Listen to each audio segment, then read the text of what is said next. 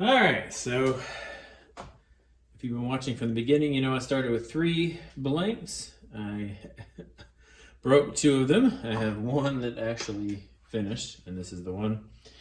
And the model paper that I used to model this after had either shrunk or something, because I made a new one that is exactly 15 inches long, as people suggest. And as you can see, this one is a little bit short, but that's okay. We can kind of consider it a model, or it's, not even a whole inch short, so it should be fine.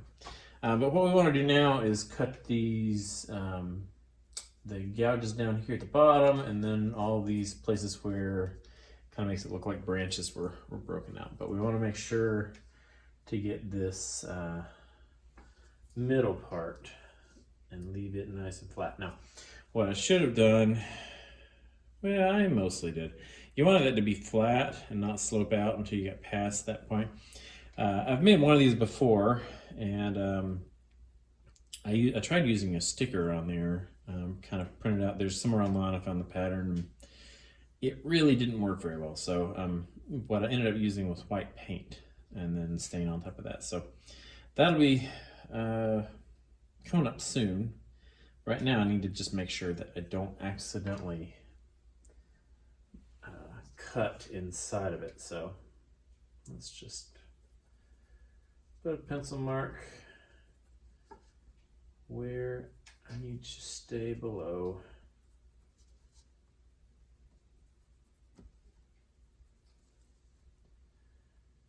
And that should do. Okay, so on this bottom here, judging from the picture, it looks like there's 6 of these kind of flutes. I don't know how well I can do this holding it up. Basically, it's kind of a uniform line that comes down from the top. And so I'm going to go ahead and kind of try to mark that like so. Okay, so I just made those lines a little bit heavier. It's the only thing I changed. I moved the camera, and hopefully it doesn't think I'm screaming at it now. So I've got a Dremel tool. This is the wand kind of deal. This is the older style. I think the newer ones are wider on the end. But and then I've just got this little kind of circular burr bit that you can carve wood out with. And the goal is to not go very deep. You can always make it deeper if you need to. But I'm going to try to kind of eye the picture and judge the depth from there. Up at the top, it's just kind of the width of one of these, and then it widens out just a little bit. But really, it doesn't take much. This thing's a little loud, so I'll probably end up muting the video. But if not, enjoy all of the loud noises.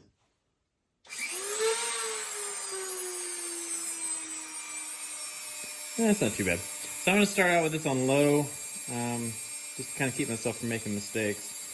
I may have to ramp it up, we'll see.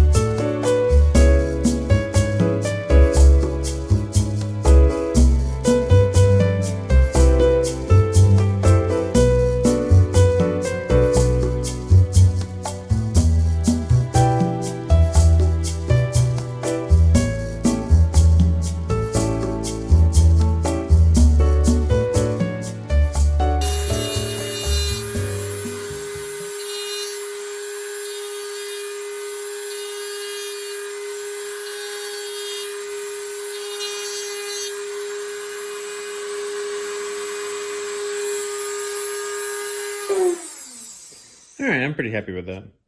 So the key here is, the thing that makes it easier is this is supposed to look hand carved. So it's not really supposed to be even. It's not supposed to be uniform. So, I try to make it as even as I can, but in the end, honestly, I don't want it to look like it's made by a machine. So it's good that it's got kind of the hand, all the little mistakes and the unevenness and all that in it. So when I carved this, I think I made this a little too narrow, and I should have flared it more. This is almost a straight side, and it really is supposed to kind of flare out. But I can't do anything about that now, and under no delusion that this will be perfect. So that's okay. And in fact, if those blanks hadn't all broken, I think I would be doing a better job on a second wand, because anytime you do things one time, then you kind of revisit them. So I think the reason the other two broke is I had just too much softwood in there. This is the only blank that was really further toward the center. And I just needed more of the harder wood that's at the center of the log. And I didn't have it. So if I do this again, I will use a thicker log and cut away more of the outside. So it's not perfect. Like I said, I didn't expect it to be perfect. I may kind of try to look at the picture here and see. You only see two of the flutes, but they did a better job of making it uniform. I've got kind of got jagged edges, so I may need to smooth those out a little bit. And actually the ones in the picture look a little deeper, although the stain probably plays into that. So I may straighten these out, widen these out just a little more. I think I will, yeah.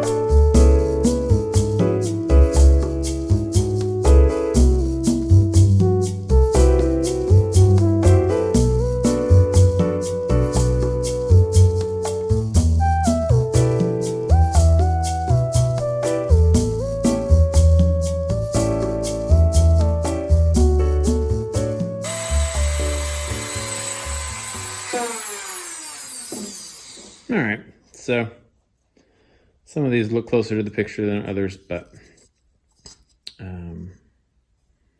think I'm going to leave those where they are. Again, I'm not sure they're supposed to look super uniform. I'd hope to get these edges a little straighter, and maybe, I don't like the way that one kind of gets narrow in the middle right there. You can carve that right there.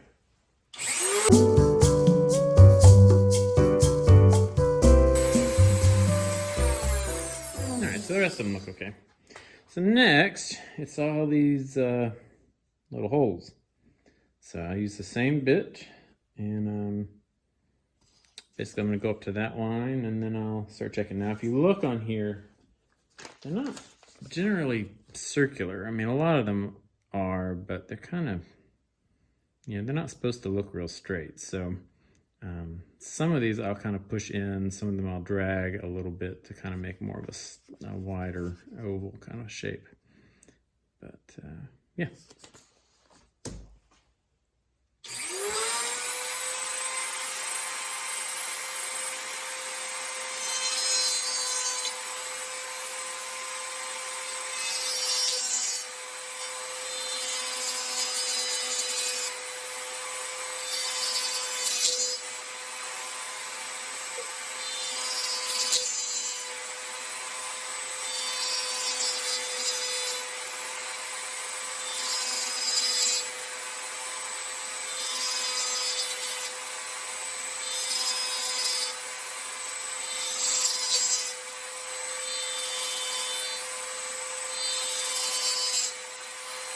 And the key with these, they actually don't have to be super deep. The stain we're gonna put on there will sink more down in the holes and make them look bigger than they are. But if you do a full sphere, it actually doesn't look right.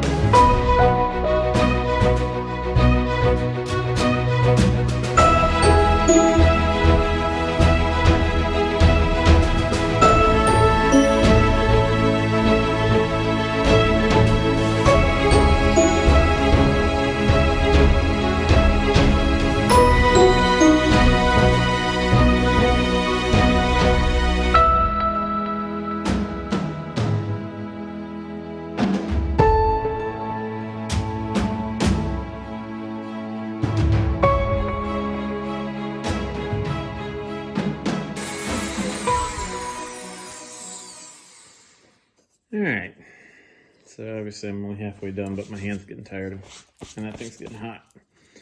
So I'm reasonably satisfied with that. You don't want it to be a uniform pattern.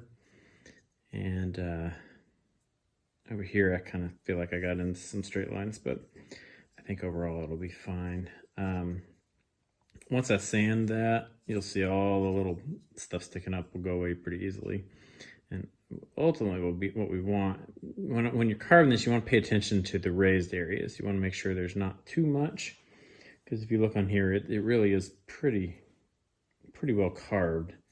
Like I said, I think what they were going for here was something that had a bunch of little tiny branches or whatever that have been plucked out of it. I'm not entirely sure, but anyway, so I'll do these now. Assuming that started to cool down. Yep.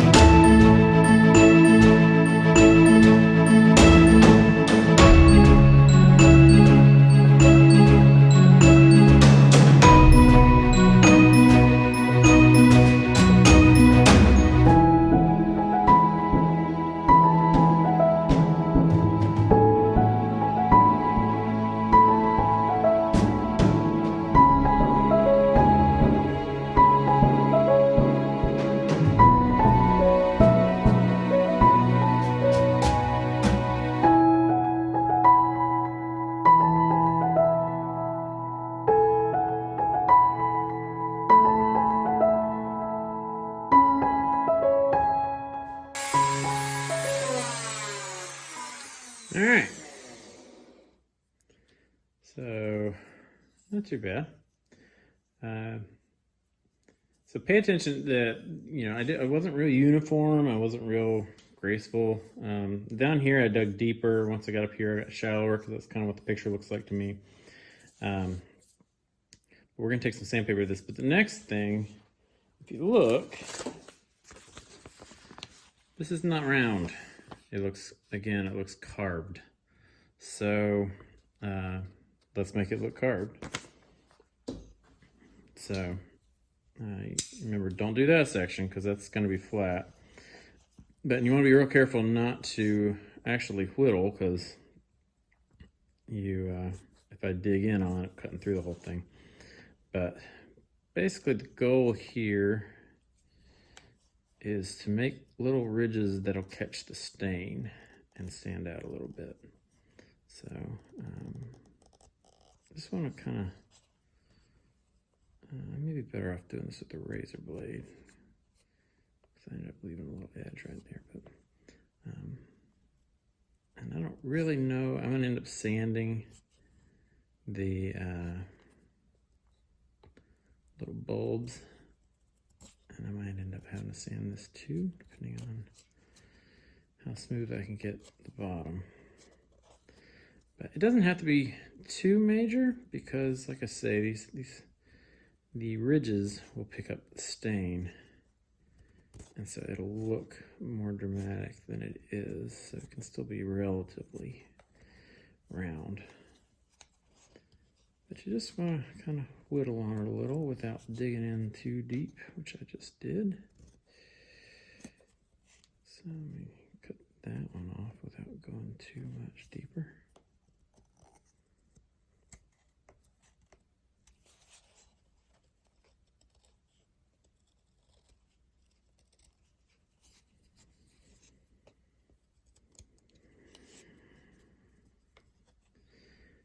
Come up from the bottom. I tend to cut too deep because I'm at an angle right here. Maybe it's a thinner knife. Okay, so that one's pretty much done. I need some sandpaper or something, but yeah, so you just want to do the 4 at the end.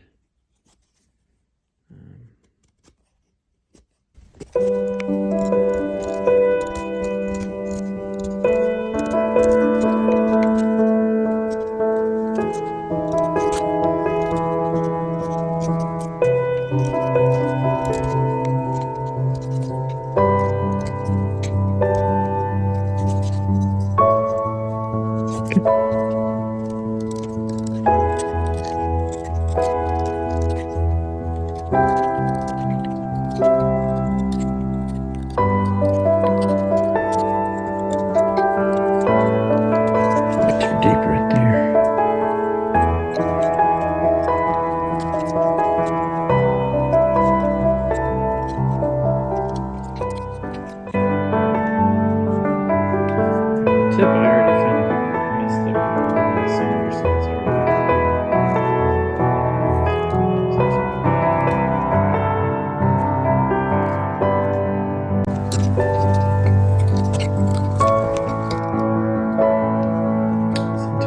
Bites that much. Cut the tip off.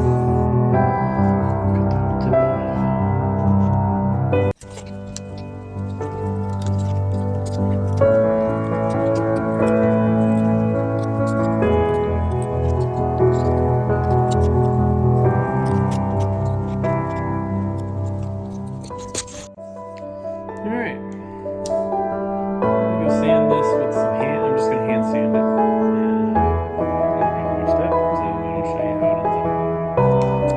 I showed you all the other gory details. Maybe you do want to see me sand it. I don't know.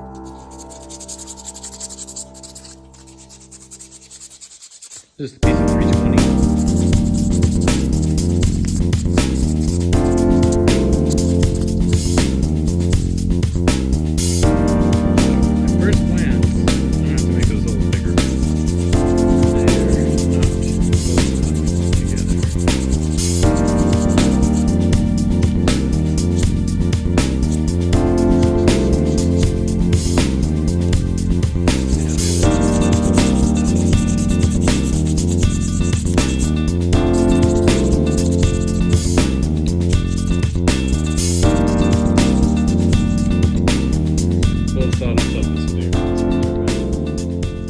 Yeah, if I compare these,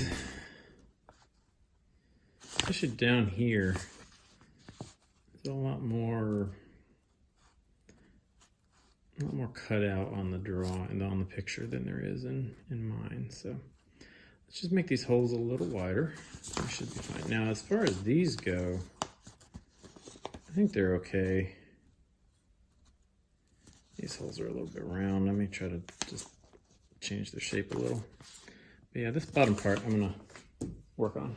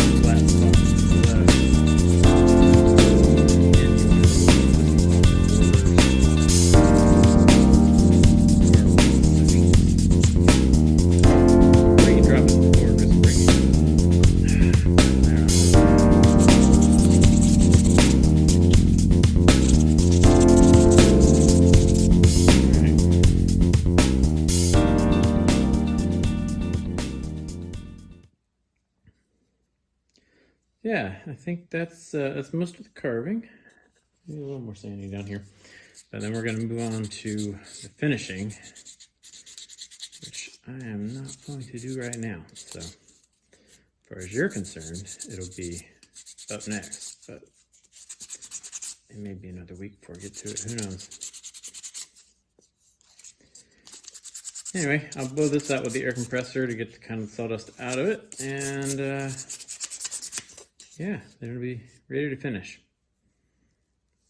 So when I first decided to do this, that was the part I just couldn't. It took me a little while to kind of figure out how to do, and I really didn't know if it was going to work. But that bit right there works well.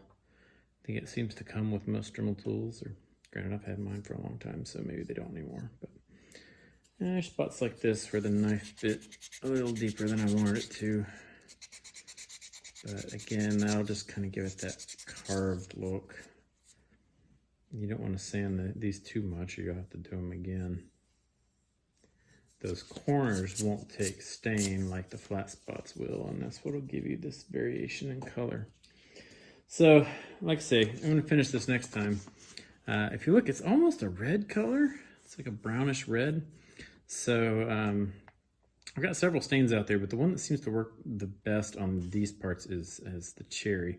So what I like to do is put a dark stain on and rub it off immediately, so it gets down in the pits, and then come back with the red stain on top of that. So that's what I'm going to try. The nice thing about stain is, if it doesn't quite look right, you can usually take it off with some sandpaper. As long as you're close, that'll lighten it up pretty fast, and then you can fix it. But until then, it's coming along. So we'll see the rest later.